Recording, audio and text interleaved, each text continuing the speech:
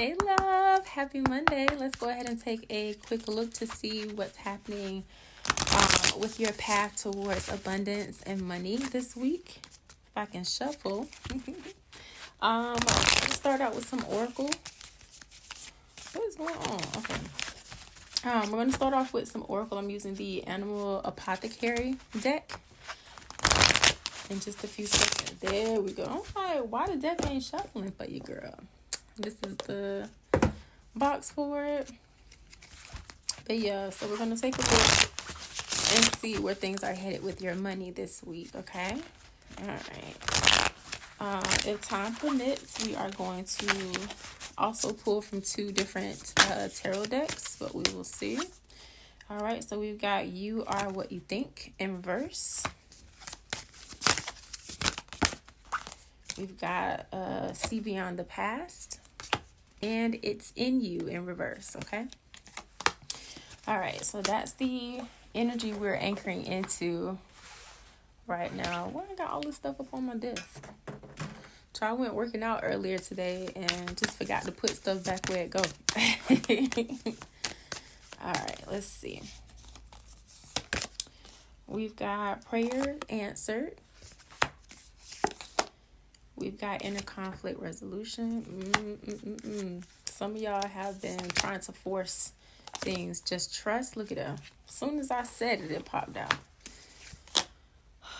No Expectations in reverse. Some of y'all have been angry as fuck. That stuff is not coming in. The Illusion. Oh. Claim Your Power.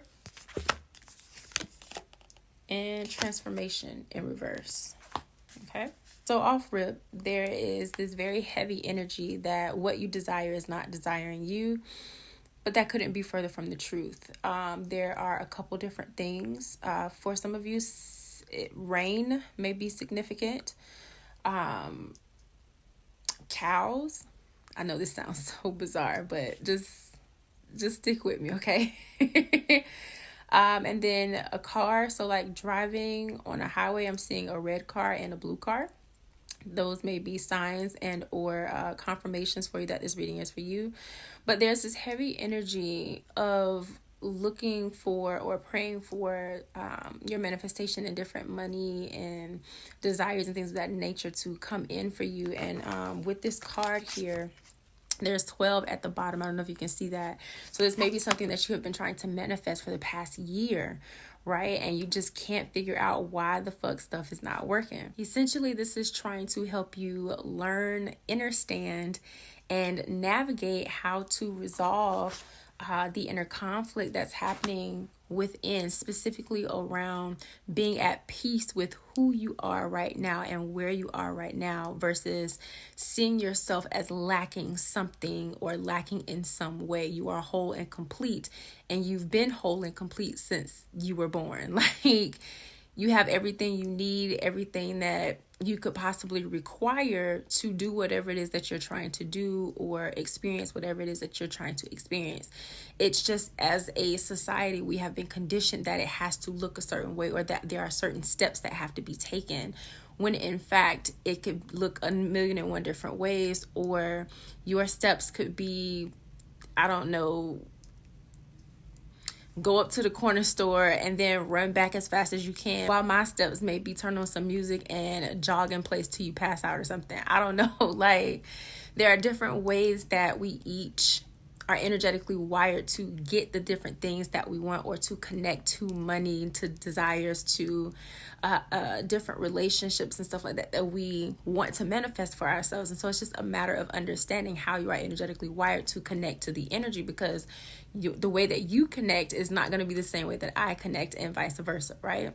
One of the tools that I love to use for this is human design as well as astrology. If you need help interpreting your human design chart and your astrology chart in relation to this particular aspect of your life, then you can click the link in my bio and book a reading with me. If you're watching on YouTube, you can click the link in the description box below, okay? With that, Spirit is asking for you to be intentional about pursuing and to implement a certain level of trust when it comes to you, to what it is that you are trying to manifest and desire, be it money or something else like a relationship or a certain level of wealth and success in your business, in your personal life, whatever, right? Spirit is asking for you to implement and intentionally pursue a certain level of trust, not only in yourself, but in your process, right? Because again, for a lot of you, this is something that has been in the making for 12 months at least. I was going to say 12 years. So for some of you, there may be a 12-year cycle happening. I've just been guided to tell you to check your perfection year in astrology, right? So you can get on Google and type in perfection years astrology and it'll come up for you. And then there's this element of detaching. Anytime I see this card come out, especially in reverse, because it says no expectations, right? And it's a panther with a key there at the bottom, a key there at the bottom, and then a door, right? And so it's almost like this this energy of if it can't be this way, then it's not going to happen, and that's not the case. Or if it can't be this way, then I don't want it. And to a certain degree, when you're talking about manifesting, yes, you want to experience the energy of exactly what you want, and there is also room for the thing that you exactly want to come in a million and one different ways, right? And so Spirit again is asking you to trust your process. And a lot of the reason why you have been fighting with this for damn near a year, if not longer, is because you are looking for it to come in a certain package. Let me see, being called to look on the bottom of the deck here. Bottom of the deck, we've got unknown gift, right? So again, confirming. Let me see what's on the top of the deck here. Better than you can imagine. So yes, like, listen, this week is going to be challenging for a couple different reasons. One, because for those of you who are going to take heed to this message, right, you're going to be stepping into the embodiment of what it means for you to trust. And a lot of times that's difficult because the definition that you were ingrained with in terms of what trust is and what it looks like is different from what your soul actually knows it to be. And so because you're going to be breaking down those definitions and belief systems and things of that nature that help you construct what trust looks like, it's going to feel like an uphill battle. It's going to feel very challenging, right? But the key to remembering, or the key to navigating that, is remembering to act, to think, to consider yourself from a place of love, right? A place of peace, and a place of understanding and compassion, self-compassion, right? Now, the other reason that this is going to be challenging is because a lot of you, or the other portion of the collective here watching this reading, is going to fight against what it looks like to trust yourself in this new state of being, or this new way of being, right? So you're going to be clinging very tightly, like clutching your pearls is what I'm hearing and what I'm seeing, right? To what you have been taught trust should be and should look like, in a certain level of expectations that you have to uphold, right? Like it's gonna be an uphill battle until you learn how to surrender. And so in order for you to make this much easier on yourself and release the stress of it all, because a lot of the stress honestly could be avoided, but because there's human nature, there are different values and beliefs that have been instilled since childhood that you have to kind of essentially release, let go of, break, and reparent. It can be a little challenging if you don't know how to navigate that. If you need help, again, you can click the link in my bio and book a reading with me for soul level healing and transformation. Or if you feel like you need to go further in depth and go through a full-on transformational program to help you rewrite and reprogram those different values, beliefs, and things that are keeping you stuck, stagnant, and blocked from your manifestations, or your ability to connect to the energy of your manifestations, then you can apply for one-on-one mentorship with me, okay? The link for that will be available in the description box below if you're watching on YouTube, or in the link in my bio if you're watching over on Instagram and or TikTok, okay? Now, the key to navigating this particular experience this week is going to be letting go of the illusion, or at least being truthful and honest about the illusion that you have allowed yourself to be in, be it your choice or not. Most of it will not have been your choice, because again, we have been programmed and taught from an early age to view the world a certain way. But as we grow and we have these different life experiences, we begin to see the truth of things from our own unique perspective as a soul having a human experience. Okay. And then the second thing is going to be to claim your power. So now we hear claim your power a lot, but the energy that's present here is literally for you to unleash the fucking beast. Okay. Like, say the weird shit, get your thoughts out. Either say them out loud or write them down on paper if you need to, record them in a voice memo, like whatever you need to do to let out how you actually and honestly and transparently feel about what you're experiencing, good, bad, and different. Remember that the energy in and of itself is simply neutral. You are the entity that gives it meaning in terms of if it's going to be good or bad, or something you perceive to be good or bad, right?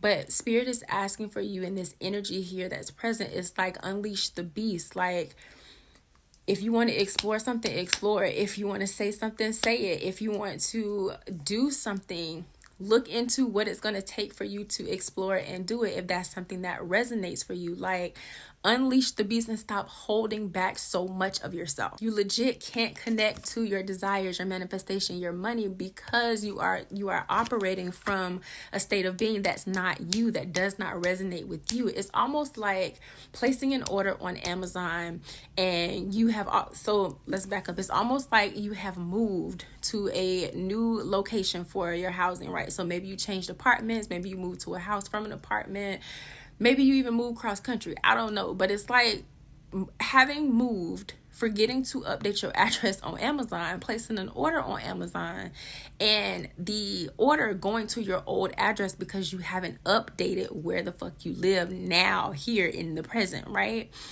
Again, it's you're going to have to release the identity that belongs to other people in order for you to get the money, to get the relationship, to get the wealth, the success, the whatever it is that you have been trying to manifest for the past year. All right, let's go ahead and pull some cards from the tarot deck. I always struggle a bit to say that one, but I got this one off of Kickstarter. It's pretty cool.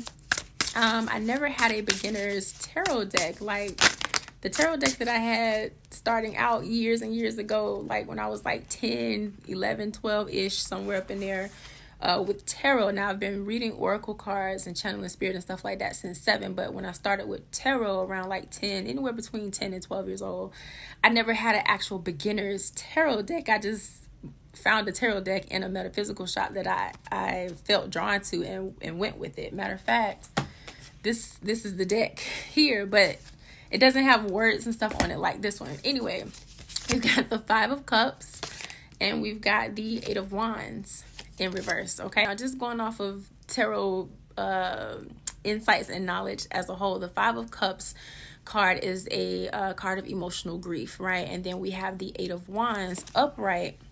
It's about movement, so forward movement, right? But because we have these in reverse, or at least the 8 of Wands here in reverse, and as you can see, it's about slowing down, waiting, frustration, which is coming through loud and clear here. But there's also this aspect or this element of panic. And what I'm getting is that the panic is leading to unnecessary stress and grief. Like it's you're allowing the perceived experience to make you feel hopeless. Like, the meaning that you're attaching to it is that your efforts are meaningless, they're getting you nowhere, and that all hope is lost. And that's not the case. The case is really that this is just simply the emotion. 111 on my clock as I say that, right? Bottom of the deck, we've got the 4 of Pentacles, okay? We've got the 8 of Pentacles in reverse. So lack of passion and security. So at the end of the day, right, when we are talking about manifestation requires emotion to fuel it, right? doesn't matter what the emotion is, it's still going to fuel the thought, aka the form that you are putting to the energy, right? To create the thing that you want. And so if your thoughts are what create the form or put form to the energy in the metaphysical world so that you can use your emotions to fuel it and bring it over to the physical world, why not choose emotions that support what you want getting to you much faster, right? Whenever you define an emotion to be negative or sit and wallow in negative emotion, it does one of two things. It either delays the manifestation coming over that you're trying to bring over into the physical world, or it makes your manifestation manifest in a wonky, upside down, weird kind of way. It's kind of like if shit just went wrong at Willy Wonka and the Chocolate Factory, right? Or at the Chocolate Factory in Willy Wonka, right? Like if it was, I don't know, the little jelly bean pack in Hogwarts with earwax and throw up and all of that as the flavors. Like, the process of manifestation in and of itself doesn't care if you're using quote unquote negative or positive emotion. It just needs the emotion as the battery pack. But if you're going to use negative emotion, because you certainly can, you need to understand how to transmute it so that you still get what you want, not a wonky, weird version of it or resistance. And with this Four of Pentacles showing up here, this is going to require that you learn how to create safety and security within your own body, within your own nervous system, right? And practice some restraint. And here, restraint is just simply referring to the processing of your emotions and not allowing the experience in and of itself to mean something specifically about you, what you're capable of, or what you're worthy of. All right, real quick, I'm going to pull from the Animal Tarot. This is the box a little big. 1 second. This is what it looks like here, but I'm going to go ahead and pull 1 or 2 cards here. We've got the Two of Wands and we've got the Four of Swords coming out. So there's the Four of Swords and there's the Two of Wands. So some of you are thinking about giving up. Okay? It's an honest human reaction, but consider the fact that it's a reaction, something that's triggered in anger, in emotional despair, or emotional conflict, or emotional crisis, right?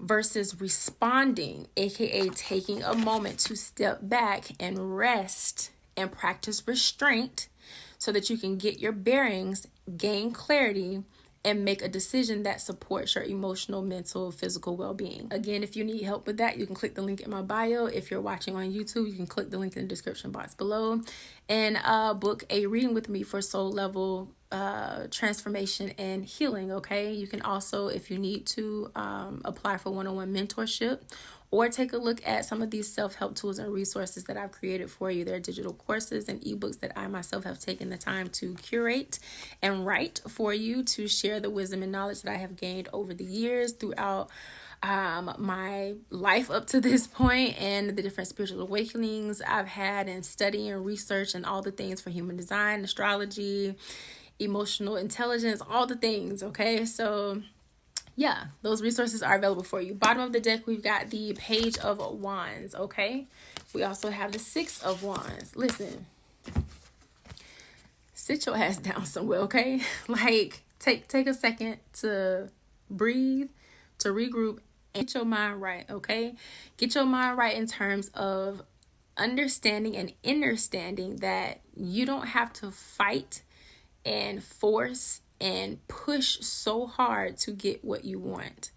Anytime that you have to or feel like you have to do that is a sign that you are out of alignment, a sign that the way that you are pursuing what you want is not for you, right? And that there's a better way to access it, to pursue it, to walk the path towards it. Okay, sorry, the camera's shaking, my bad. I'm leaning on the table, but on the desk, but yeah, okay. I think that's where we're going to stop at for now. If you want access to longer, more in-depth readings, by all means, check out my YouTube channel. If you're already on YouTube, go ahead and scroll through the video content that's already there available for you and have fun.